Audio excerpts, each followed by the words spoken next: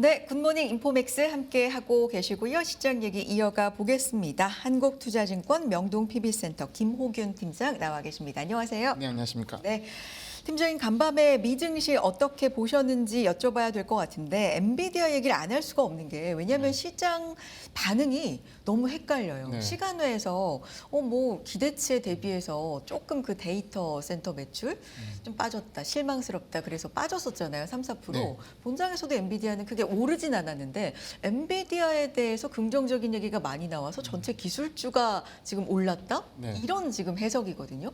이게 너무 헷갈립니다. 다 맞는 얘기죠. 예. 다 맞는 거의 얘기인데, 네. 이틀 동안 엔비디아 얘기만 들으셨을 것 같아요. 맞아요. 근데 어제 시장을 해석하기 위해서 엔비디아를 또 언급 안 할 수가 없는데요. 네. 엔비디아 실적이 어떻게 보면 경제 지표급, FOMC급 실적 발표이기 때문에 그 미치는 파급 효과가 해당 기업에만 멈추지 않고 전반 산업에 다 영향을 미치기 때문에 주목이 높은 것 같습니다. 일단은 가장 핵심은 뭐냐? AI에 대한 수요, 즉 하이퍼스케일러에 대한 수요가 살아있느냐? 젠슨상이 검증해줬죠. 살아있다. 네. 최소 26년까지는 이 수요가 끊기지 않고 그 공급보다 수요가 훨씬 많을 것이다라고 언급을 해줬고요. 그리고 이건 엔비디아에 국한된 문제인데 이 블랙일러 전환 문제 없느냐, 문제 없다로 확인됐습니다. 그래서 긍정적인 부분이 있고요. 또 하나 새로운 어떤 신성장 동력이라 할 수 있는 자율주행과 휴머노이드 칩의 성장 굉장히 빠르다라는 부분이 굉장히 긍정적일 것 같습니다. 다만 이제 아쉬운 거는 성장이 둔화된다는 얘기가 있었고 특히 어닝을 다 비트했는데 데이터 센터 매출이 기대치보다 조금 적어졌거든요. 근데 이 부분에 대해서 시장이 우려하고 있지만 막상 뚜껑을 열고 보고 해석해 보니 아니 규모가 저렇게 커지는데 성장의 어떤 그 속도는 조금 줄어들 수 있을 수밖에 없다라고 보는 것이고요. 중요한 건 마진율인데 마진율은 기대치보다 낮아졌지만 사실 70%를 회복하면서 지난번보다 높아지면서 마진율이 크게 이상 없다는 부분이 긍정적으로 작용한 것 같습니다. 그러면 왜 빠졌냐 했을 때 중국 리스크거든요. 이거 된 해석 때문에 시간에서 한 5%, 3% 밀리다가 거의 다시 회복을 한 부분이 나온 건데요.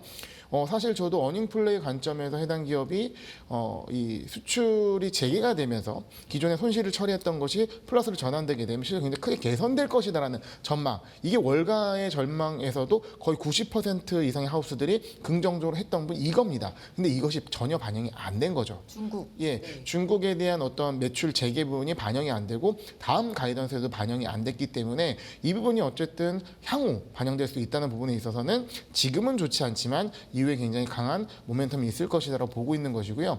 그리고 젠슨항의 어떤 태도도 굉장히 의미가 있는 것 같아요. 많은 시장에서 놀랐던 것이 수출 되게 좋다. 근데 이 수출세를 매긴다 트럼프가 굉장히 당황했잖아요. 근데 이 15%를 그냥 내고 끝나는 게 아니라 젠슨항은 그러진 않을 것 같아요. 이러다가 주주한테 소송당한다라는 얘기를 하면서 쉽게 수출세를 주지 않을 것 같은 느낌. 중국인의 이슈에 끌려다니지 않겠다. 경영에 있어서 중국 변수의 영향을 크게 받지 않겠다라는 어떤 의도가 보이면서 이것이 리스크보다는 긍정 요인으로 이후에 점점 재평가되는 것 같았습니다. 그러니까 수요는 여전히 탄탄하다. 네. 뭐 투자도 계속할 것이다. 네. 뭐 이런 부분들을 이제 확인시켜준 부분. 네. 그리고 팀장님 말씀 주신 것처럼 그 수출세에 대한 부분은 인터뷰 중인가요? 이 수출세에 대해서 얘기가 나온 건 맞고, 근데 진전은 없는데 네. 만약에 이게 된다면 법적 문제가 있을 수 그쵸. 있다라는 네. 언급을 한 거의 부분. 외교적 수사거든요. 내부적 이슈 때문에 이게 하기가 어렵다라는 굉장히 고도의 표현이 젠상에서 나왔고요. 그러다 보니까 해당 기업에 대한 이슈도 크게 없고 중국 이슈는 정책 이슈인 거고 AI에 대한 수요가 유지가 되는 게 중요한데 유지가 되고 있다고 하니까 전반의 AI 산업 특히 전력 쪽 이슈에서도 긍정적 모멘텀이 이어지고 있다고 봐야 할 것 같습니다. 그렇군요. 약간 저는 이제 이런 생각도 사실 해봤거든요. 네. 시장이 이성을 이제는 좀 찾아가나. 왜냐하면 네. 엔비디아는 도대체 그러니까 그냥 잘하는 정도가 아니라 네. 예상치를 비트하는 정도가 아니라 엄청 크게 비트하는 걸 항상 좀 원하는 거잖아요. 네. 조금만 덜 나와도 엄청 실망하고. 근데 뭐 약간 이성을 찾아간다? 이런 생각도 들긴 하더라고요. 쉽게 생각하면은 이제 맨날 100점 맞던 애가 99점 맞으면은 그러니까. 실망하고 예. 근데 다른 친구 보니까 그 중엔 제일 난데 이런 생각을 하게 되는 거죠. 절대평가, 상대평가를 같이 고려해야 될 것 같습니다. 알겠습니다. 엔비디아에 대한 얘기였고요. 자, 그런 가운데 이렇게 기술주가 계속해서 가고 뭐 S&P 500 같은 경우도 처음으로 6,500선을 돌파를 하고 최고치 경신 이렇게 기술주가 좀 가는 흐름 속에서 우리 이제 일명 서학김이라고 부르는데 우리 이제 미국 투자 많이 하시는 투자자분들 순 매수한 종목 지난 한 주를 보면 근데 이건 지난 한 주뿐만 아니라 속스를 굉장히 좋아하는 네. 투자자라는 건 우리 국민이 뭐 많이 알려진 사실이잖아요. 요거 같은 경우는 많이 아시겠지만 엔비디아, AMD, 브로드컴 같은 반도체주를 3배 레버리지로 이제 추종하는 상품이고 이제 일주일간 근데 더 매수세가 몰렸다. 엔비디아 실적 앞두고 좀 기대감 때문에 더 샀다. 뭐 이렇게 보면 될까요? 그 부분이 반영이 됐다고 그래요. 안 될 수가 없겠죠. 근데 저는 이 매주 네. 이 예탁 결제원 그 세이브로 데이터를 매주 분석을 하는데 지난주 데이터를 살펴보게 되면서 굉장히 흥미로웠습니다. 왜요? 일단은 최근에는 어떤 레버리지, 그러니까 저희가 레버리지 민족이거든요. 레버리지 민족인데 그러니까 ETF의 민족이기도 하면서 레버리지 민족이라 맞아요. 상위를 보게 되면 ETF도 많지만 레버리지가 상당히 많았어요. 근데 최근 장세는 많이 올라가는 장세이기 때문에 공격적인 그런 레버리지 투자보다는 개별 종목에 좀 더 집중이 됐었거든요. 근데 지난주 즉 크게 조정이 한번 왔다 잭슨할 때 올라간 그 주에 대한 시장 반응은 개별 주식 레버리지 ETF와 섹터 레버리지 ETF의 순매수가 굉장히 다시 재개됐다. 그러니까 전체로 봤을 때는 잭슨홀이 상승하면서 상승한 느낌은 좋지만 일주일 내내 빠졌거든요. AI 거품 때문에 제가 지난주 방송에서 기억이 나는데 AI 거품 얘기 드렸습니다.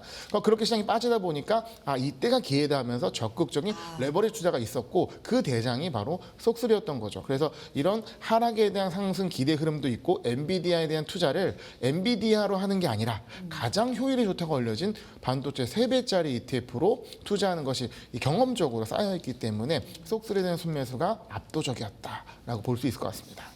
그러니까 거품론이 나온 김에 오히려 약간 흔들릴 때 더 들어갔고 네. 그게 엔비디아 실적도 앞두고 있었기 때문에 조금 더 매수세가 그렇죠. 몰렸다. 예, 그러니까 서학개미의 투자 성향을 보게 되면 공격적, 적극적이라고 표현을 해야 될 것 같은데요.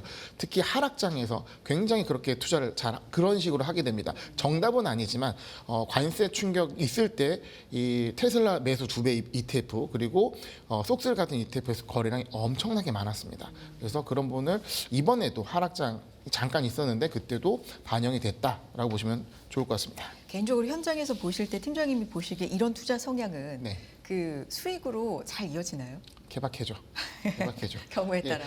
좋은 상황도 있지만 그런 것이 발목을 붙잡을 수도 있다. 그래서 시장에 좀 겸손해야 되지 않나 생각을 합니다.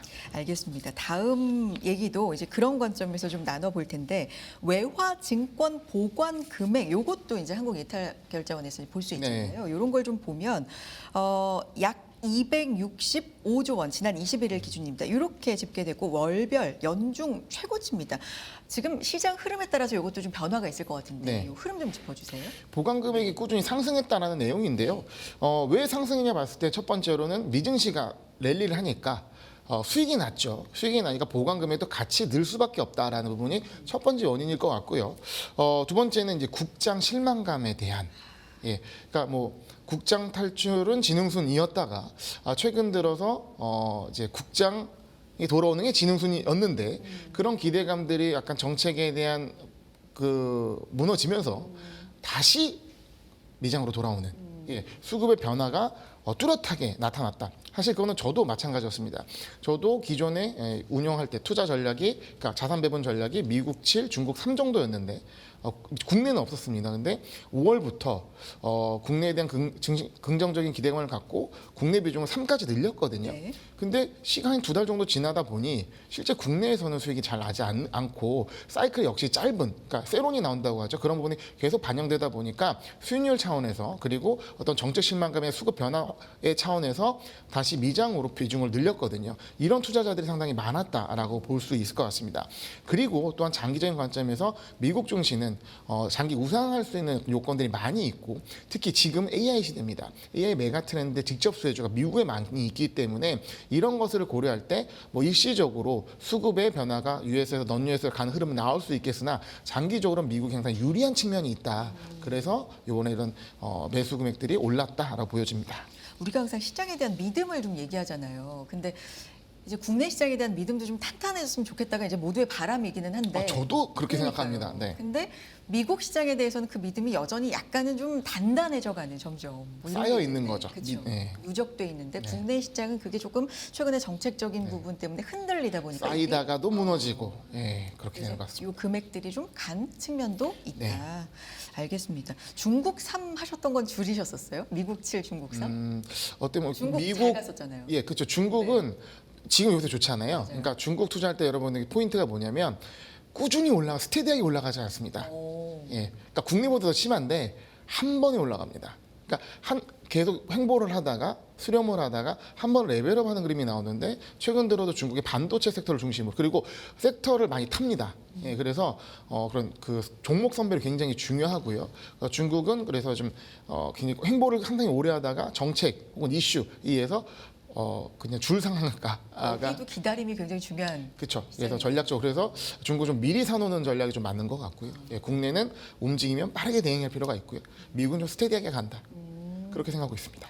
국내는 약간 빠른 손이 좀 필요하고. 네, 그래서 어려워요. 아, 예, 난이도가 높습니다. 우리가. 네, 수익 내기가 그렇습니다. 알겠습니다. 자, 종목 얘기, 기업 얘기 좀 해볼까요? 그래서 이 네. 미국 주식 투자하는 분들이 어떤 기업에 투자를 좀 많이 했는지 이런 부분 봤습니다. 최근 한 달 사이 가장 많이 사들인 종목이 유나이티드 헬스, 유나헬이라고 이제 네. 투자자분들이 보통 많이 부르시는데 네. 7월 말부터 해서 8월 말까지 요 한 달 동안 3억 3천만 달러 이상 순 매수했습니다. 이게 워런 버핏 움직임이 포착됐다. 그 이후에 매수세가 집중됐다. 이런 얘기도 좀 있고요. 이거 어떻게 봐야 돼요? 네, 유나이티드 헬스 그룹의 차트를 보게 되면 굉장히 많이 하락을 했습니다. 그리고 이제 다우의 비중이 굉장히 큰 종목이기도 한데 이 기업의 주가 행보에 따라서 다우 지수가 판가름이 날 정도로 영향이 큽니다. 근데 이제 마이클 버리 얘기도 나오더라고요. 근데 마이클은 사실 빅쇼트 빼고는 맞은 적이 별로 없기 때문에 이분은 좀 빼고요. 버핏의 투자는 충분히 좀 이해가 갑니다. 어떻게 보면은 버핏은 시장의 헤게모니를 가진 기업이 충분히 쌀 때 그리고 섹터가 턴어라운드 할 때 매수를 하는데요. 어떻게 보면 헬스케어 섹터가 좀 그런 부분이 아닌가 생각이 들고요. 그리고 최근에 버핏의 어떤 투자 포트폴리오 공개됐을 때 뉴코어라는 철강 기업도 같이 좀 언급이 됐거든요. 이게 좀 비슷한 케이스입니다. 비슷한 형태의 어떤 시장의 주도적인 기업이 턴어라운드 할 때 매수하는 부분. 그러니까 유나이티드 헬스그룹 같은 경우는 턴어라운드보다는 주가 하락에서 올라오는 그림에 있어서 또 헤게모니를 가진 기업에 대한 강점을 본 것 같은데요. 오히려 초기반은 굉장히 뜨거웠는데 그 이후에 주가 흐름은 좀 지금 현재는 횡보하는 그림이 이어지고 있습니다. 왜냐하면 저는 이게 좀 저가 매수에 대한 포인트는 있지만 본질적인 악재가 좀 깔려 있다. 정책적 악재가 깔려 있다는 건데 바로 트럼프입니다. 그러니까 헬스케어 섹터가 트럼프 당선 이후 좀 약했는데요. 기본적으로 이제 물가를 낮추려는 정책을 하다 보니까 이 유가도 낮춰야 되고요. 약값도 낮추고 있습니다. 그래서 전반적으로 헬스케어 섹터가 이런 정책적 이슈 때문에 좀 낮은 상황에서 주가가 이제 밑에서 올라오는 그림은 있지만 어떤 추세적으로 쭉 상승하는 그림은 좀 제한적이다라는 부분이 유나이티드 헬스에서도 최근 수급 상황에서도 확인할 수 있는 부분입니다. 버핏 같은 경우는 어제 보니까 일본 상사를 또 네. 담았다 이제 이러는데 최근에 보면은 조금 이런 유나헬이라든지 상사라든지 조금 떨어졌다 싶으면 담고 이런 흐름일까요? 보통 하나를 찍으면 꾸준히 사시는 스타일이 꾸준히 있는데 담아가는. 예, 그래서 근데 또 버크셔셔이가 증시가 좋을 때는 또 약하다가 증시가 좀 흔들릴 때 올라가는 정말 정형적인 방어주의 성격을 좀 보이고 있는 부분이 있습니다. 근데 최근 일본 주가가 사상치 효과를 가다 보니까 또 버핏의 또 이런 판단에 또 주목이 되고 있는 것 같습니다. 유나헬 같은 경우는 이제 최대 보험 네. 이런 쪽 아니에요? 그래서 네. 굉장히 정책하고 좀 연관이 있을 것 같은데 지금 투자 매력도가 있는 상태입니까 보시기에? 어떻게 보면 해당 기업은 경영 이슈가 좀 있었어요. 그 CEO의 피격 상황이라든가 이후에 실적이 좀 안 좋게 나온 부분, 그러니까 경영에 대한 이슈로 좀 해결의 부분이 있고요. 그러면은 이 기업의 매력은 뭐냐면 가격이 싸다는 거거든요. 상당히 큰 기업이고 주가가 높았던 기업이지만 어떤 여러 가지 경영의 악재로 인해서 주가가 싸다는 부분이 있는데 아까 말씀드렸던 것처럼 이게 이 약값 간도 관련이 있고 헬스케어 전반의 어떤 대장주이기 때문에 이런 섹터 전반적으로 올라오는 흐름이 있어야 된다라는 숙제가 있습니다. 알겠습니다. 요새 이 미국 투자하시는 분들 이 기업 얘기 진짜 많이 들으셨을 거예요. 비트마인. 네. 네, 요 기업. 근데 이런 걸 뭐라 그래야 돼? 핫하다 해야 되나요? 비트마인 얘기 참 많이 네. 하시더라고요. 네. 어떤 기업이에요?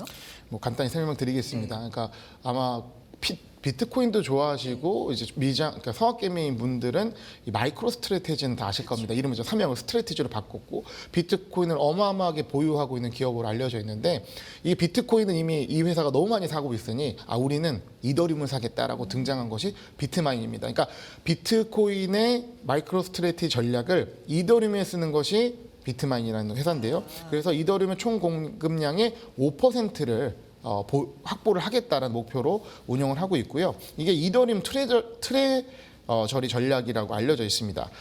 그리고 이런 부분들이 좀 어떻게 보면 이제 긍정적인 힘을 받을 거라고 보여지고요. 사업 모델이죠. 두 번째는 핫한 사람들이 좀 참여를 했습니다. 대표적으로 피터 틸, 지금 시장의 주도주라고 하는 팔란티어의 창업자죠. 예, 그리고 페이팔 마피아기도 하고요. 이 사람이 이 회사의 지분을 9.1% 상당히 많이 갖고 있다. 이 피터 틸의 안목 이유가 있다라는 부분이 있고요. 뿐만 아니라 국내에서 많이 아는 펀드 스트레스의 텀니. 예, 이제 월가 쪽집게로도 알려져 있죠. 근데 심지어 여기 이사의 의장으로 들어갔습니다. 그러면서 이 이더리움 가자를 외치고 홀드를 외치면서 어떤 개인 투자자들을 이제 이끌고 있는 상황인데요. 이런 어떤 이제 그루들의 합류들이 좀 서학김이 상당히 좋아하는 부분이 있습니다.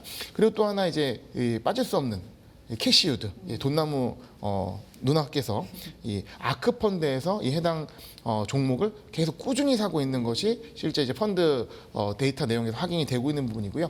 이렇게 좀 많은 좀 그루들의 매수세가 이어지다 보니까 투자자들의 관심이 높아지고 실제 이더리움 가격도 올라가게 되면서 연동해서 주가가 변동하고 있는데 다만 해당 기업은 초변동성 기업입니다. 주가가 너무 급격하게 올라갔다가 많이 빠집니다. 기본적으로 두 자릿수가 하루에 움직이는 건 일도 아닌 상황이거든요. 그러다 보니까 투자자분들이 포모로 들어가면 좀 위험하고 좀 대응을 하시는 데 있어서 난이도가 높다. 그래서 변동성을 고려해서 투자 비중도 조절할 필요도 있고 좀 저가에 들어가는 전략을 활용하셔야 할 것 같습니다. 그래서 너무 유행을 타는 부분보다는 해당되는 기업에 얼마나 더 많이 분석을 하는지가 이 수익의 향방을 가를 것 같습니다. 최근에 가상화폐 특히 뭐 비트코인이나 이더리움이나 이런 것들은 가격 그 등락이 예전에 비해서는 조금 안정됐다라는 평인데 네. 오히려 그것보다 이게 더 움직이나 봐요. 맞습니다. 네, 특히 이더리움은 가격 변동에 따라서 연동을 하는데 큰 이 주가 변동이 동반되고 있습니다. 알겠습니다. 비트코인에 마이크로 스트레치가 있다면 이더리움에는 비트마인이 있다. 맞습니다. 네, 이제 이렇게 그렇게 이해하시면 좋습니다. 네, 네. 간단하게 좀 이해를 하실 수 있을 것 같고 IPO 시장 얘기 좀 해볼까요? 그러니까 이제 상장을 한 그 시장을 얘기를 하는데 신규 상장주죠. 피그마, 코어웨브, 서클, 차임 파이낸셜 뭐 많이 들어보셨을 거예요. 일부 기업들은. 근데 이 거품 가능성에 대한 얘기가 좀 나오고 있다. 어떤 얘기인지 좀 봤더니요. 피그마 디자인 소프트웨어 기업인데 상장 이후 첫 거래일에 주가가 3배 이상 올랐고요. 하루 만에 뭐 700억 달러 시총이 달했다가 4주 만에 그러니까 한 달 만에 주가가 반토막 났다. 그러니까 한마디로 이 변동성이 어마어마한 건데 이거는 뭐 그냥 받아들이면서 이런 주식을 사실 하시는 분들도 네. 하는 걸까? 오히려 이런 걸 매력으로 생각하시면 뭐 이런 생각도 또 들기는 해요. 이벤트가 열렸다, 장이 열렸다라고 네. 표현을 하죠. 해당 이 IPO 같은 상황이 굉장히 뜨거운 감자인데 네. 피그마 같은 경우는 저도 고객이 요청에 의해서 상장날 이제 주문을 내야 되는 상황에서 언제 이게 뜨는 거야 가격이 그래서 지켜봤는데 상장일에 상당히 폭발적인 상승을 했습니다. 이게 어도비가 인수하려다가 실패를 하고 오히려 상장을 하게 되면서 주목을 받았는데요.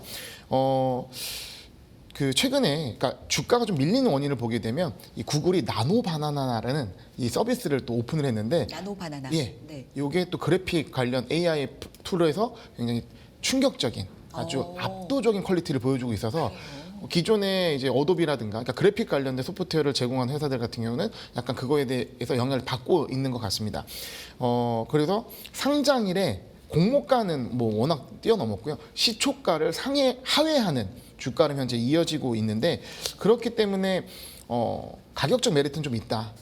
그 상장일에 투자를 했던 사람들 입장에서는 그 기준이 설정되지 않겠습니까? 차트가 부족하다 하더라도 근데 그 밑이다 70달러, 60달러까지 내려왔다. 그건 상당히 매력적으로 좀 느껴지는 상황이고요.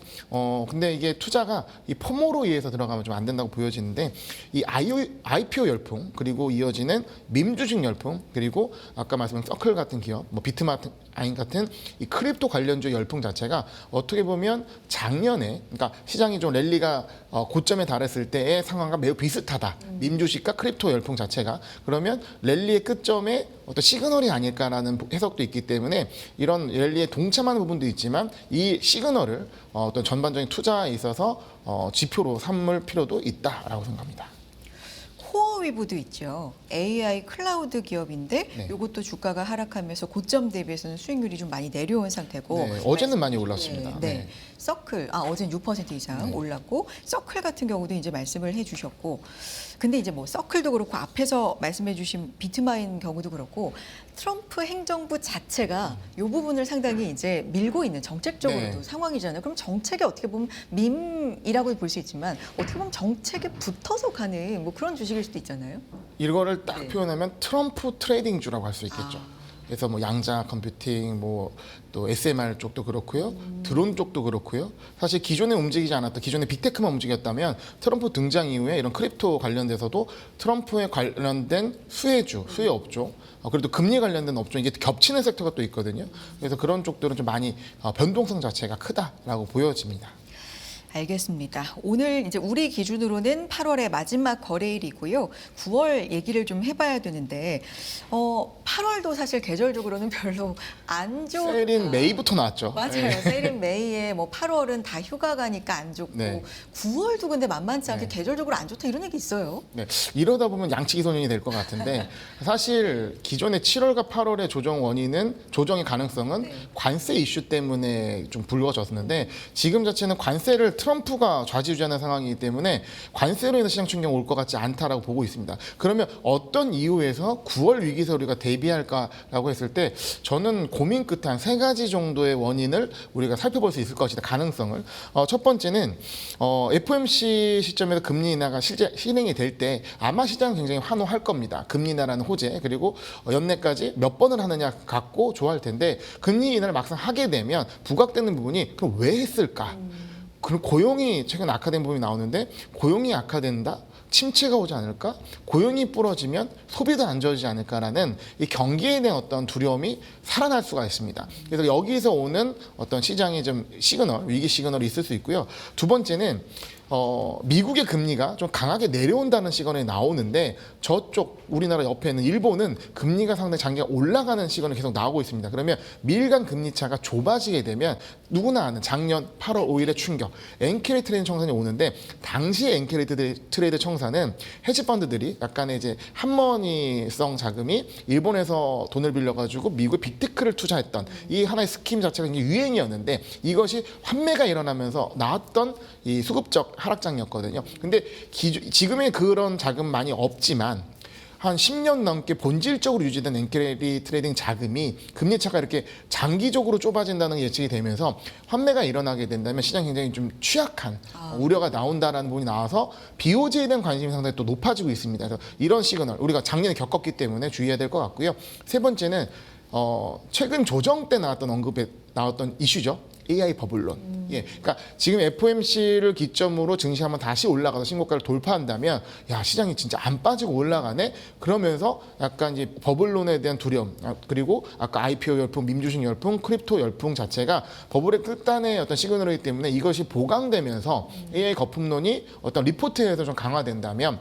수급적으로 빠질 수 있는 이유가 될 수 있는 것이죠. 그래서 작년 하락장에도 이런 것들이 하나가 아니라 여러 개 중첩되면서 매크로 요인, 금리 요인, 그리고 버블론 이게 같이 오게 되면 증시가 10% 정도 조정을 받았기 때문에 9월에 조정이 온다면 이런 쪽의 이슈가 있을 수 있다. 근데 이것은 금리 인하라는 호재와 맞물려 들어오기 때문에 투자들의 타이밍이 굉장히 어렵다는 부분이 있습니다. 그래서 이건 좀 체크를 할 필요가 있다 생각합니다. 그런데 팀장님이 요거 이제 세 가지 말씀해 주시면서 고민 끝에 네. 세 가지를 선정해 봤다 하셨으니까 사실은 위기보다는 조금 더 긍정적인 쪽을 보시는 건가요? 근데 굳이 위기가 온다면 요 세 가지 이유일 것이다. 뭐 이런 뜻일까요? 사실 동적 전략을 가야 되는데요. 그게 뭐예요? 국내에서 투자 비중을 좀 줄여서 미국에 온 건 국내 상승 모멘텀은 좀 제한되지만 미국은 FOMC 전까지는 랠리가 좀 더 진행될 것 같다고 보여지기 때문에 하락이 우려된다고 해서 하락이 오지 않을 수도 있습니다. 7월, 8월이 그랬고요. 하락이 우려된다 해서 미리 빼는 게 아니라 그 전까지 랠리를 참여하되 수익을 올려놓고 하락을 대비하는 게 좀 더 낫다고 보여지는 것이고요. 그리고 하락이 오지 않을 수 있는 가능성도 있기 때문에 너무 이제 성급하게 판단하면 안 된다는 거죠. 그래서 레이 달리오 항상 말하는 파티를 즐기되 문 앞에 있어라라는 마음처럼 대비를 하면서 9월 FOMC 직전까지의 상승을 조금 확보를 하고 그리고 이후의 어떤 상황 속에서 대응을 하고 근데 대응을 했는데 중요한 건 하락할 때 멘탈입니다. 근데 이 하락이 만약 구조적인 하락이라면 뭐 실업률을 굉장히 끌어올리는 구조적 하락이라면 빠져야겠죠. 근데 이 하락이 일시적 하락이다라면 이거는 매수의 기회입니다. 그러면 그때는 조정폭에 대한 사이즈를 잡고 분할 매수에 대응을 한다면 25년이라는 어떤 올해 어떤 투자 성과에 있어서 매우 좋은 기회일 수 있다. 근데 막상 그때 10% 밀리면요 그런 생각 안 듭니다. 손이 안 가죠. 하락의 시작이다라는 생각이 머릿속을 지배하기 때문에 이거를 미리미리 시나리오 전략을 세우고 어떤 내가 시장을 판단하는 기준, 고용이 얼마나 위축되는지 그리고 AI 부분이 얼마나 개선이 있는지 이런 것들을 같이 체크하면서 그 시장이 빠질 때 기업이 많이 올랐던 기업들이 주가 많이 또 빠져요. 특히 주조주들이 빠질 때 이 기업이 빠진 이유가 그냥 시장이 빠져서 빠지는 걸까? 아니면 총 어떤 본질적 이유가 있어 빠지는 걸까? 이 판단을 굉장히 잘 하셔야 됩니다. 알겠습니다. 오늘 여기까지 듣도록 하겠습니다. 미국 주식 전반적인 이야기와 뭐 최근에 많은 분들께서 관심 가지시는 기업에 대한 이야기 또 9월 전략까지 말씀해 주셨어요. 한국투자증권 명동 PB센터 김호균 팀장 함께했습니다. 팀장님 말씀 고맙습니다. 네, 감사합니다.